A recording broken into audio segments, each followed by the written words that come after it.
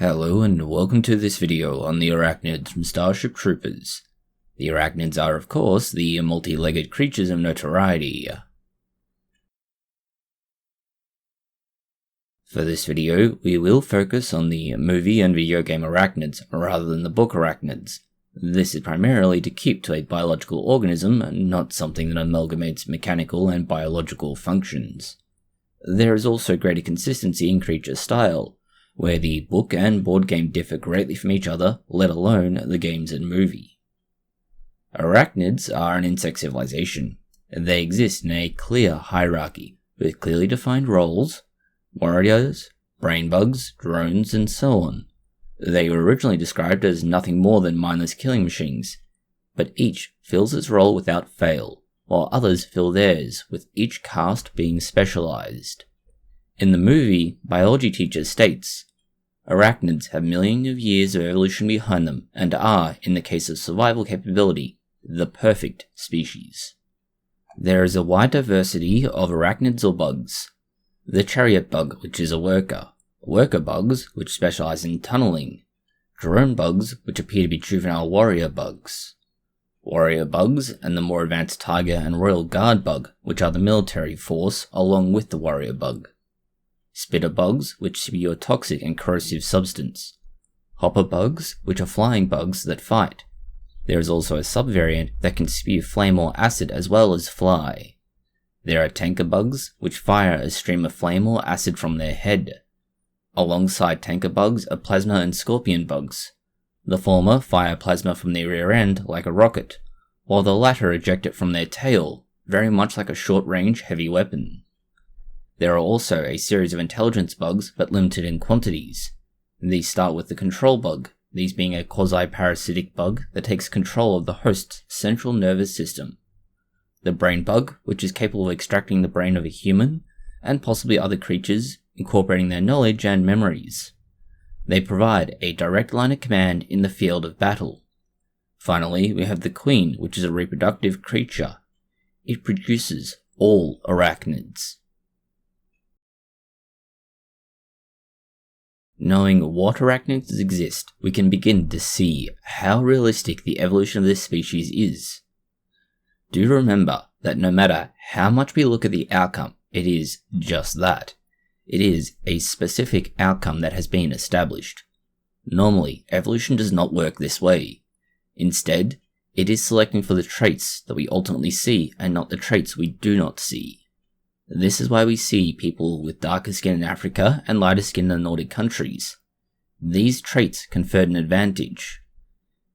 Only where exceptions exist from outside forces do we see other than this, and that would be true of the bugs as much as it is of humans. If there were anomalous bugs, they would exist because of an outside force, not because they had evolved that way. From the available information, we can assume 3 lines of evolution: the working caste, warrior caste, and a leadership caste. This is not so different to what is observed in a bee colony. The queen, drones, workers, and nursery bees. We can infer some possible mechanisms for a common source of the bugs and the ways they can differentiate based on the behaviour of bees, ants, and other bugs that exist in our world. Because of that, we can in this case group the control bug, brain bug, and queen bug into a leadership caste. The warrior caste includes the warrior bug of all kinds, spitter bugs, hopper bugs, tanka bugs, plasma bugs, and scorpion bugs. Finally, there's the working caste, which includes the workers, drones, and chariot bugs. In the working caste, we see the worker bug, which is close to a variant or a complete copy of the warrior bug, and most likely a specialized variant that's more capable of mining compared to its combat compatriot, so we will address it as part of the warrior section. The other species are chariot and sentinel bugs.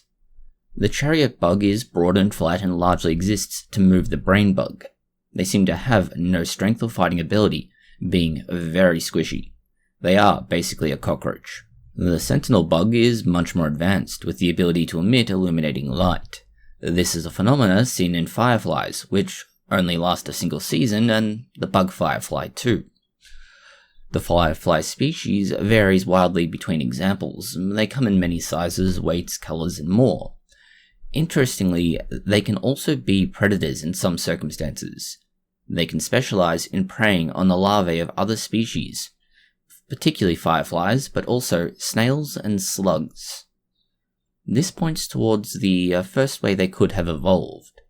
If the arachnids had evolved to deal with equally large and difficult to handle prey like giant snails, they would need to be both large and strong. We see this with their carapace in the warrior class. It would also explain the aggressive behaviour. But if we start with the assumption that the worker class or caste is in fact the origin for other species that come along or subvariants of it, it is possible that some of the behaviours observed and some of the traits observed between the chariot and sentinel bug are what give rise to everything else that we observe. Warrior bugs of every variety that we speak of at the moment are very similar in the basic elements. The basic warrior bug is 3 meters long, 5 meters high, and runs on 4 legs and uses its 2 most forward legs as blades to rip and rend. They have an exoskeleton capable of absorbing incredible forces, which is why a large caliber bullet of 7.62 by 51mm is needed to penetrate, and later development increases up to a 10mm round. The ability to stop a bullet that can go through 50mm of titanium steel plate demonstrates the need, since no exit wounds are observed on most of the carapaces left behind in dead bugs. They are covered by this chitinous carapace, but they also have incredible muscle density to move their mass around. The most weak point is the nerve stem, which is found located sheltered within the neck and depths of the head of the warrior. This is outside the reach of melee attacks, but certainly not projectiles as shown. This matches with the idea of a species caste evolved to deal with large and difficult prey that they would fight head-on. This is also supported by the aggression they show to each other, and that all other weak points are on the back side of the arachnid warrior. This includes things like the part of their brain or nervous system that's associated with coordinating and balancing movement so they can move effectively on 4 limbs across all terrain. This is on the back side of their body, located in the large fin-like structure. Humans have a similar sort of idea where we've protected our important as squishy bits by sheltering them within bone. For example, the brain is within the skull, the heart and lungs within the rib cage. All of these things are essential to life, and even minor damage to them would lead to your death. This is why the arachnid having it on the backside of their body makes sense in evolutionary terms, or, in the case of their nerve center, hidden behind their large mandibles. The warrior bug from this could be an oversized and more aggressive version of the chariot bug. This is in the same way that there are bees, angrier wasps, and death to you and your future generation hornets. They all have a common origin, but diverged in evolutionary terms a long way back. Soldier ants are similar in this respect. They are larger, stronger, and have much more powerful mandibles than their worker caste-like compatriots. They are there to fight off predators and theoretically hunt down new prey. It is possible that food and hormones could direct this differentiation in early stages of development, like the special feed for queen bees. There is one highly questionable evolutionary element to the warrior caste, and specifically the warrior bug itself. How does it feed with that huge maw? It does seem able to easily feed itself in some circumstances. They must throw their food in the air and catch it. That would indicate that under less violent circumstances, it would need the working caste to feed and water it. But it does seem to be at least viable, even if it's not ideal. Then again, in evolutionary terms, good enough is, well, good enough. Evolution doesn't try to perfect something that's functioning. Physically, the hopper is not very different. It does have less pronounced mandible sections and significantly larger midsection to coordinate the wings, but by the comparison to the warrior, it does lack the same armor or claws. This would make up for its ability to fly, or be compensated by its ability to fly, where it demonstrates incredible speed. As a consequence, it also would not require the incredibly large and sharp forelimbs to rip and rend. Spitter bugs, plasma bugs, scorpion bugs, and tanka bugs are all a significant variation from the warrior bug template in terms of size and function. The basic elements are still there, you can see many of the similarities, but this again is an area where a possibility exists to explain what is happening, that being a parallel species. Not so much that they are unique in entirety, but a divergent path that runs alongside the warriors. We see this with a number of species on Earth, where at one point they diverged, and over a series of different branches in the pathway, they came back to near the original species and were therefore able to reproduce with what was at one point a very far ancestor. If this is true, then a compatibility in reproduction is possible. That means if the queen is able to reproduce with the required member of this parallel species, or alternatively use hormones to control differentiation, we could see the possibility of this happening. That may also explain the delay in maturation. It's reported that the warrior bugs themselves are very quick to breed and produce. Larger, more specialized bugs, like the scorpion, tanka, spitter, and plasma bug, take much longer. It takes longer if you were to use hormones to encourage the right changes, and more so if you need both hormones and food. Secondary possibilities include that it takes longer to find a suitable candidate for reproduction, and that would also lead to these particular subspecies or parallel species both occurring and explain their delay in production. The final option removes the possibility of evolutionary relationship with the rest of the warrior caste. That is, the plasma, tanka, scorpion, and spitter bugs are actually a separate species that lives symbiotically, or they are enslaved, much like the skinnies.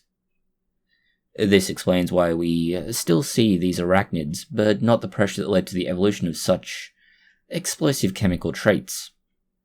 At least in terms of bugs, it is true that we do see venom and other corrosive substances used in spitting and defense of the body. Specifically, ants come to mind, and it's a relatively simple chemical that they can produce. This is used mostly for defensive purposes. The lack of any direct attack methods, like the warrior bug caste has shown, this is a much more realistic option. The trait has been amplified over time through selective breeding and pressures in the environment to allow them to express it and expel it over a significant distance. If they are as aggressive, socially and behaviourally, as the warrior bugs themselves are, it would also make sense that this trait would be selected for.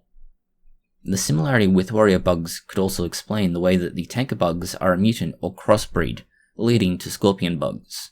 The scorpion being heavier, armoured, and much smaller, but also able to launch fire or plasma. In the case of related species, that would allow for reproduction, if it is possible. The other option is a mutation in a much earlier ancestor, which led to the current scorpion, and divergent tanka and spitter bugs. This is one way where it is entirely viable for the species to exist as we see it now, with particular subvariants that have split off and become their own niche, or filled their own niche. This is a possible pathway to start forming a projectile chemical weapon. It would cover the spitter and tanka bugs, and likely the scorpion bug as well.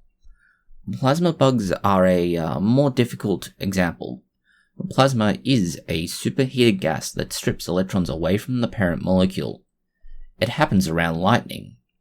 It is true that some species can generate a current, such as electric eels, but that much is a long way off from plasma. An eel can make 600 volts, with an outlier at a high 860 volts. You need 137 volts to turn argon into plasma and move it just 12 microns. To get it to go 1 meter, you would need 83,333 times the power, or 11,416,666 volts. At the low end, an eel is 6 feet, or approximately 1.8 meters in length, and roughly 44 pounds, or 20 kilograms. It is approximately 4 inches or 10 centimeters across at the widest point of its head. This gives a total volume of 1.62 meters cubed, or roughly 5.4 feet. Compare this to the plasma bug, which is 20 meters by 30 meters, or 60 by 180 feet. This is 600 cubic meters, or 1800 cubic feet. In the case of an eel, 80% of the creature is dedicated to generating its current, and can estimate a slightly larger but similar proportion used for plasma bugs, as you would find that as the creature gets bigger, you would need to dedicate more of that extra 20% to things like basic functions, but that other areas would not need to increase in size. This leaves a plasma bug with 370 times the volume of an eel, and if the size scales in a linear fashion with the possible charge, we could see substantial power from the plasma bug at 370 times. That power is 318,200 volts. This will send your plasma about 4 meters. This is why we wonder if their size may increase the capacity of the plasma bug to discharge more power in one moment versus a somewhat more sustained release. Secondary to this, they do swell and seemingly increase in size before releasing a blast of plasma.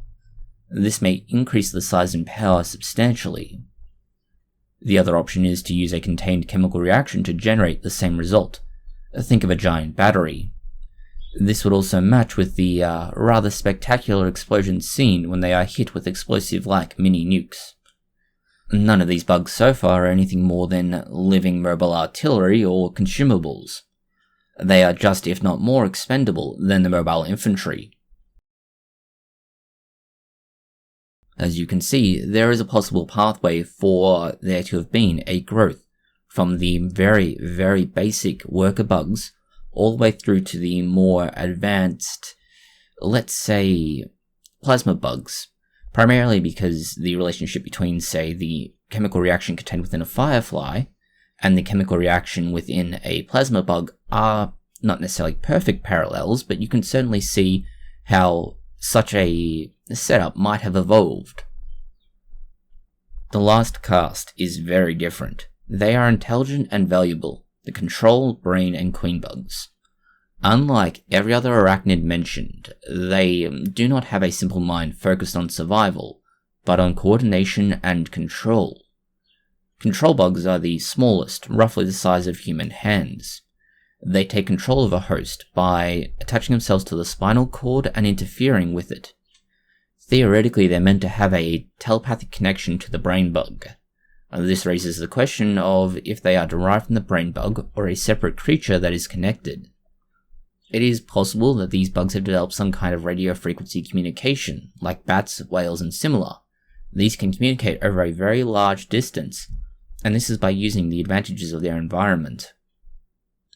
By doing so, they have the ability to communicate over a long distance, and this phenomena might better explain or at least describe the function than just telepathic powers. The problem with these is the lack of survival of the host organism, and this is why we think it likely that the host is not the origin.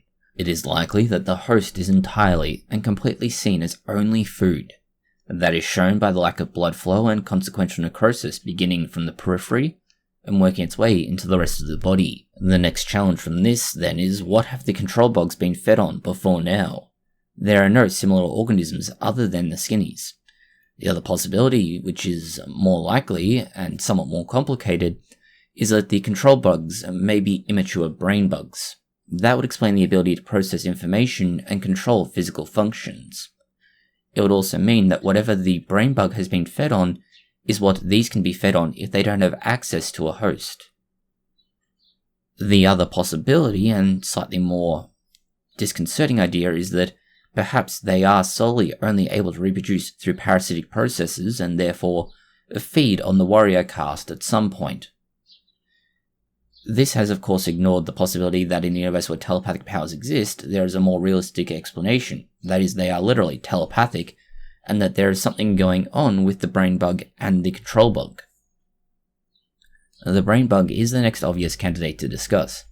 It is the control center for arachnids in a given theater. They rule everything, and without a brain bug, they seem to revert into a feral state, wherein warriors are unable to control their violent urges. In a colony of insects, the queen can exert many of the same influences. This is very similar to how a wasp and bee can control others around them with hormones, such as warning of threats. This is why when a wasp is killed, it needs to be killed very cleanly, and it should be ideally removed as soon as possible. In death, they release an alarm hormone, and this attracts other wasps, who are very angry. The description of it being able to extract the brain and control the actions of victims, such as calling for help and setting up ambushes, further highlights the specialization of the brain bug. Given that we've seen the warrior bug is highly specialized in violence, the worker caste in either tunneling or being able to use, let's say, its body as a mobile platform, it stands to reason that the brain bug is simply a more specialized target, but what did it specialize from is the question. What need drove them other than the need to control the other castes? And this is the question we have, as the traits we do see, at least physically, the appendage designed to penetrate deep into a target and extract its brain, works for humans where the brain is readily available. But what if, for instance, the target had an extremely hard carapace like the other bugs? We don't see what environmental force drove the evolution of the brain bug in particular. The other functions, as far as control and actions go, all make sense. This compares unfavorably against the queen bug. There is the queen bug, and it is perhaps the easiest to explain. It is simply there to produce more arachnids. What is interesting is the seemingly conscious choice to kill a queen, rather than let it fall into Federation hands by the brain bug. If there are multiple queens, this makes sense. If there's only one, as with most colonies, it makes less sense. The queen bug is supposedly able to lay up to 75 eggs an hour. This amounts to 1,800 eggs each day. This could mean 1,800 new warriors each day. It does seem the queen is able to directly control the adaptations in the bugs, as shown when the queen invades Earth, and then they can form humanoid bugs that better blend into the environment and people to some extent. This reinforces the earlier mentioned possibility that, in terms of specialization of the warrior caste, the queen is able to direct that using hormones or some specialization of feeding. This means that in evolutionary terms, the changes we see, once they are established, could be directed and reinforced. It is worth noting that we did not mention or discuss a number of other bugs in this video. These being the god bug, which in terms of evolution and adaptation is a dead end. It is a MacGuffin of grandeur. The X-bug, which is a genetically modified bug, therefore exempt from the premise of this video, that being evolutionary viability, and the Intel bug, which is a warrior bug that is being mind-controlled, so it's just a warrior bug. So yes, arachnids largely could happen naturally, or at least in evolutionary terms. We need to remember that we're seeing the end result of selection and therefore trying to figure out what could have driven that.